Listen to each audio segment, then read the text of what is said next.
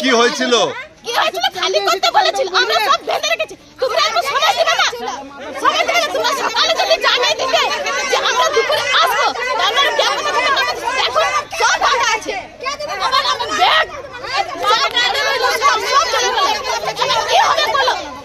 কি হবে বলে মানে আপনারা এসে দেখছেন ভেঙে দিয়েছে বাড়ি?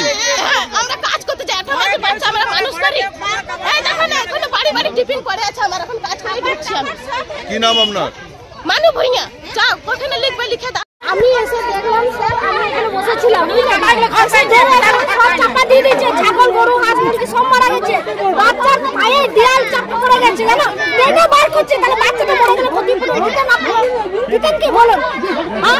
আমরা তো কাজে গেছি, আমরা সকাল থেকে ঘরে কেউ ছিলাম না, আমাদের আসার টাইমটুকু দেয়নি ওনারা। মানে আগে নোটিশ দেয়নি? নোটিশ দিয়ে গেছে, কিন্তু আমরা তো আসবো কাজ করে, লোকের বাড়ি কাজে যাই। গরিব মানুষ লোকের ঘরে কাজ করে, মানে আজকে যখন যায়নি কিছু বলেনি।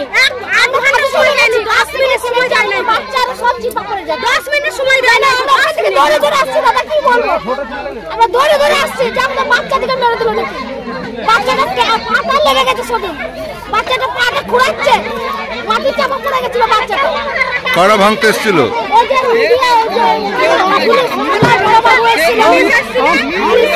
তারপরে দুজন নিয়ে এসেছিল, আর একজন স্যার ছিল, উনি চলে গেল ভয়ে, উনি চলে গেল।